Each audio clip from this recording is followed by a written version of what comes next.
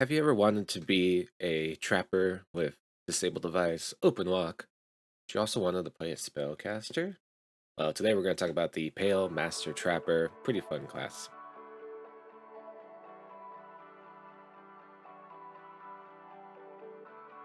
Hello there, my name is Mystic Michael. Today we're going to talk about the Pale Master Trapper, also called the Pale Trapper. This is an 18 Wizard 2 Rogue. A lot of fun, a lot of cool little abilities that they get. 15 years ago, when I first started playing DDO, playing a wizard was my very first character. I like playing wizards in pen and paper, and you know they're not as popular nowadays in DDO. But the Pale Trapper, I would say, is kind of one of the most popular classes out there. So let's hop right into it. First off, we're going to talk about our ability points. This is a first life build.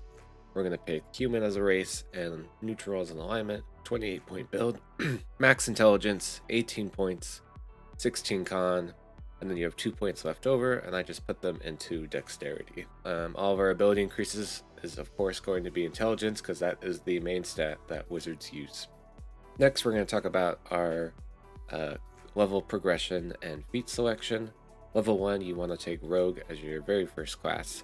This gives you more class skills to pick from, all your trapping skills, so you can put max skills into those. And then I take the second level of Rogue at level 8. So level 1 and level 8 for Rogue levels. Let's look at our feats. As a human, you get a bonus feat level 1. So the first feat I chose was Insightful Reflexes. You use your intelligence mod for reflex save instead of dexterity. Your intelligence modifier, of course, will be so much higher than your dexterity. And I took toughness just for more hit points. Level 2 and 3, I take Maximize and Empower. As a wizard, you get bonus meta magic feats at 2, 6, 12, and 17. So wizards are kind of fun because you basically get all the meta magic feats pretty much for free. You don't have to invest too much into that. That's pretty nice. Level 6, I take Mental Toughness for some bonus hit points and the 1% spell crit chance. And then Quicken as my meta magic. Improve Mental Toughness, more hit points, more spell crit chance. At level 2, you get the magical training feat for free, which gives you 80 spell points and 5% spell crit chance. So you get that for free. Then I eventually take Necromancy Focus as a spell focus, Enlarge as a meta magic, Heighten, more toughness. In the epics, I like to pick up Wellspring of Power for bonus universal spell power. We do negative spell power, it's crit chance, Intensify, which will be great to put onto your spell-like abilities for free.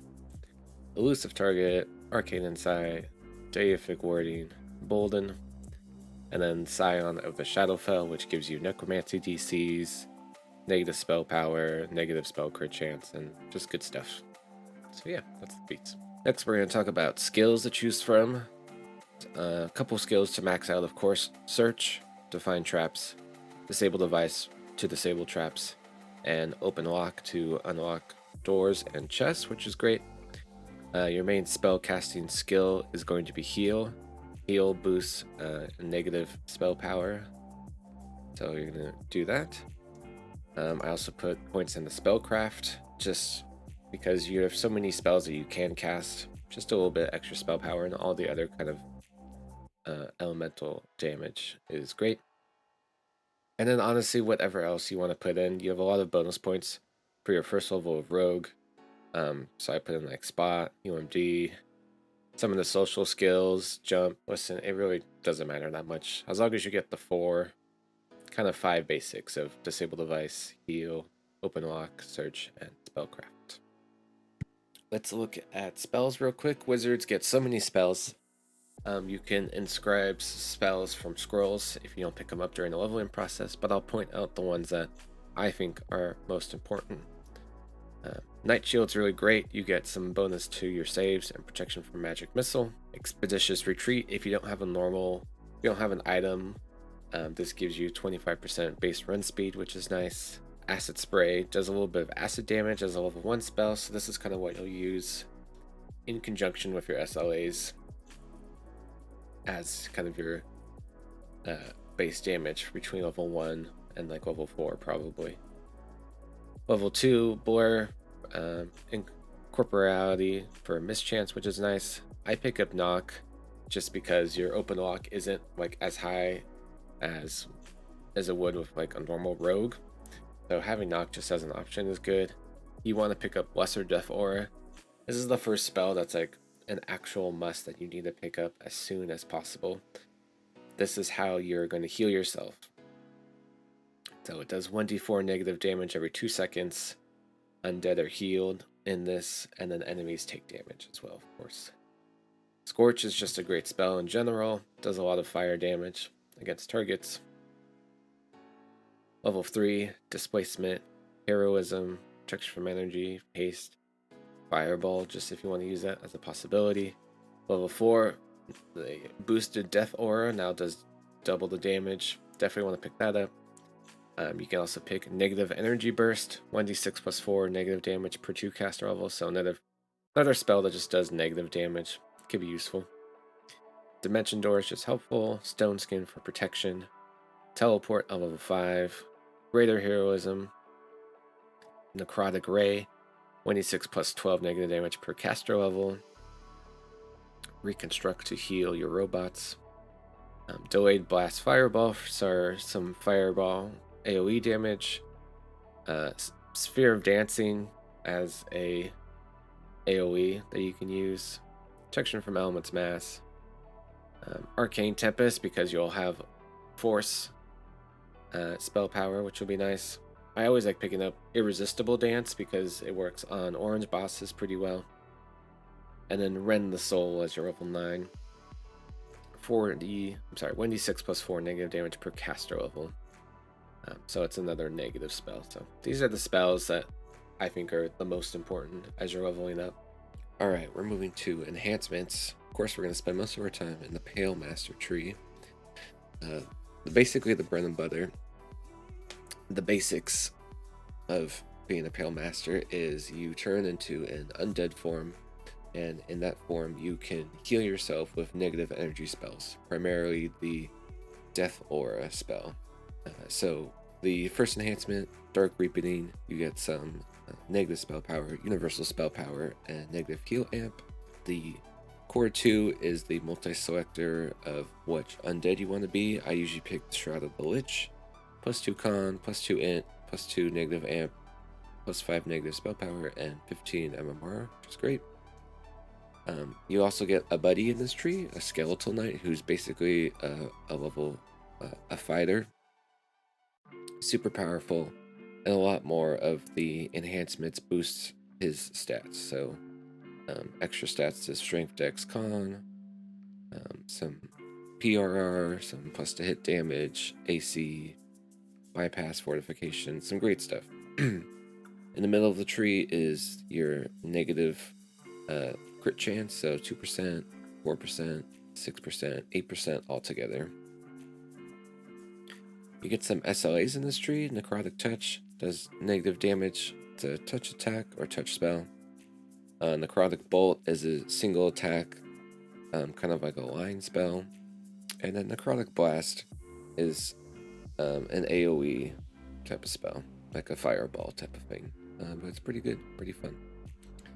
Some other great things, Negative Energy Conduit and Negative Energy Adept. You get healing amplification from both of these. Unholy Avatar, basically your negative spells heal undead instead of hurt them. With this enhancement, once you hit them once with a negative energy spell, then they become vulnerable to your negative energy SLAs and spells and stuff. Take Intelligence, take this Dark Discorporation, you use this and you become like invulnerable and like invisible as you turn into bats, and it gets you out of danger, kind of an escape button. The Ascended Shroud, while in Witch form, plus 15 MMR cap, plus 10 negative spell power, plus 10 cold energy resistance, and 5% discount on spells. And then this animate ally, it works like a resurrection animating a friend if you don't have the ability to cast resurrection normally through scrolls and stuff. The rest of the cores, I take the hit points PRR1, Necromancy DCs, and then MMR +2 to all saves. Over at Archmage, with some more of our points, take the Magic Missile SLA for the Core 1. We take the Spell Critical Chance for 1%, 1%, 2%, and 2% for Acid Cold Electric Fire Force. Critical Hit Chance, so that's 6% altogether. Take Efficient Maximize, 9 fewer spell points. Then you get a Force Damage SLA Arcane Bolt, so you can scale your Force spell power, and then some more intelligence and stuff. Lastly, we spend some points in the mechanic tree. This is kind of important if this is actually your first life or first time playing Trapper, to get some extra skills in Disable Device, Open Lock, some saving throws against traps, which is great. +1 for Listen, Search, and Spot. And then the best skill boost, +6 action boost to all your skills, so when you're searching and disabling for traps, you can use that. You could also go in the human tree if you want to pick up a cheap skill boost for +4. I like picking up the saves boost as well, especially during Hardcore League. You get +4 to saving throws, and you don't fail on the natural 1. That's great. And you can also put points over and grab an intelligence over there if you wanted to, if you had extra points. Yeah, those are enhancements. Moving on to Epic Destinies, we're of course going to spend most of our time in Magus of the Eclipse. This is the tree that gives you spell points, spell power, and negative spell power and spell DCs. So it's a great tree, of course, for Pale Masters since they're all negative focus or force focus. So this gives you both in this tree. So you can spend most of your points and time in this tree. The Core 2 gives you spell point pool increased by 10%, which is great. And then the third one, basically you and your allies are immune to harmful spells for 20 seconds, which is pretty nifty, say like against beholders and stuff. Epic Strike, 1d6 +6 negative damage per caster level, pretty cool. The Epic Destiny, or the Mantle, you take half damage from cold. I'm sorry, no. If you're undead, you take half damage from light, which is pretty cool. Take the will save so you don't fail on a will save of 1, of course. Grand Summoner, your summons have more stuff, more ability scores, hit points, movement speed, some great stuff for your Skeleton Knight. And then a lot of these other ones, you get bonus negative damage, or this is a AoE kind of area. Negative damage. What else is good in here? You take spell penetration, your mantle, your summons get the Frostlight Mantle, so they're also immune to, or they take half damage from light spells.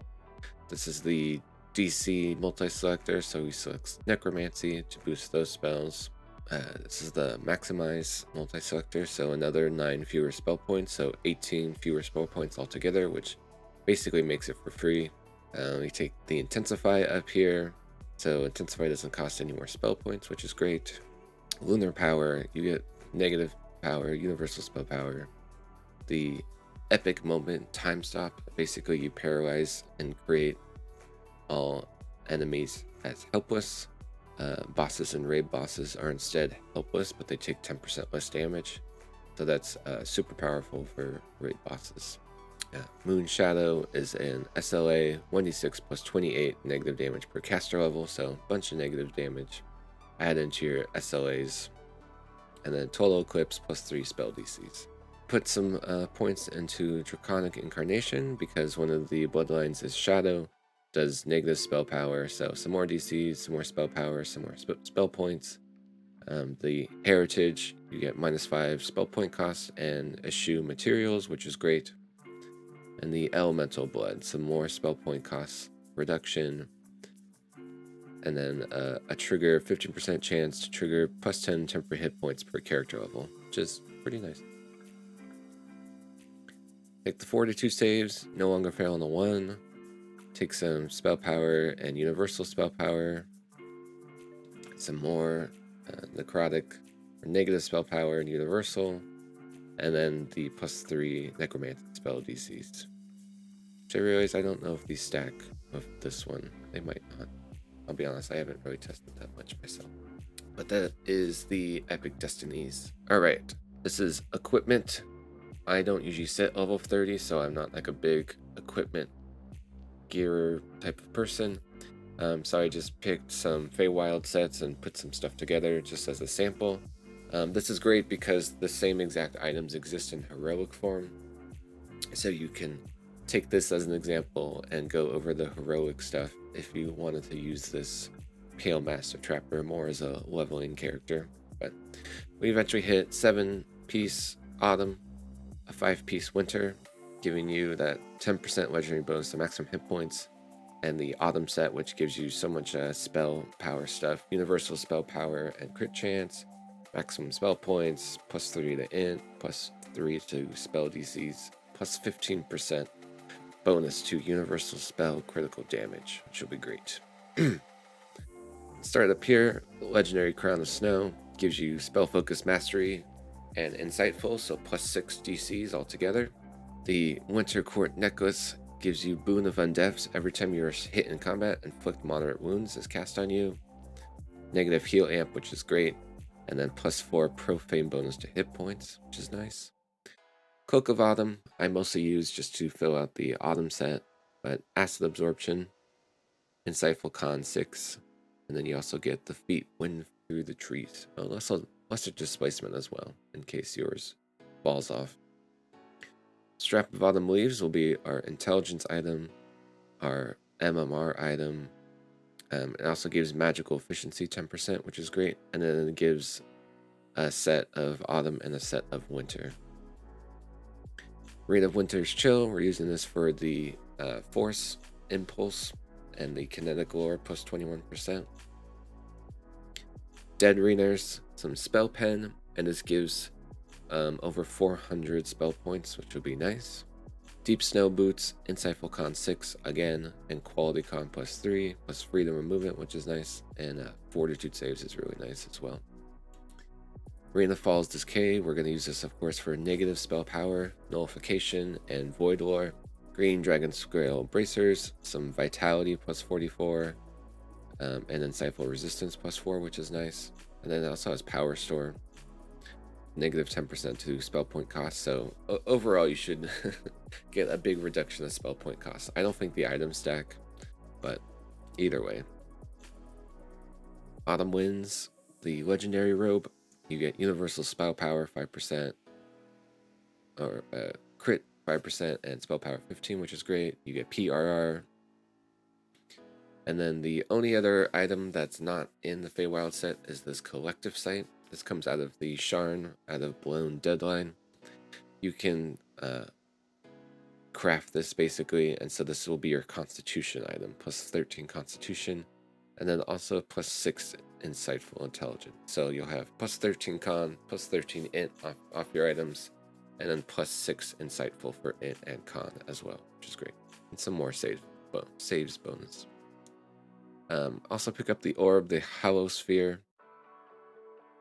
This has Illusionary Jeff 3, so casting Necromancy spells by 3, which is great, and Insightful Nullification and Insightful Impulse, so a lot of spell power for both of those, which is great. This has Taint of Evil on it, so you want to make sure you're not a good aligned character, that you're neutral. So this is the gear. Like I said, you can use this for heroic stuff as well. All of these items appear in heroic, relatively the same, except Strap of Leaves, of course, which is an artifact, so you'd have to find another intelligence item, but you also have the Hollow Sphere that you could use. Yeah. So this is everything that you kind of need to make a First Life Pale Master Trapper. I hope you like this video. I'm going to post on the forums a character build in text form, and I'll also link the DDO Builder character here, that if you wanted to download that and use it in DDO Builder, you can do that as well. Thanks for coming by. Thanks for watching. I really appreciate it. If you stay to the end, if you like my content, please leave likes and subscriptions. That really helps me out a lot, and it kind of shows me what are the videos that you really like. So let me know if there's a video you would like me to do. I'm happy to research and look into it. Otherwise, I'll see you next time. Thanks. Take care.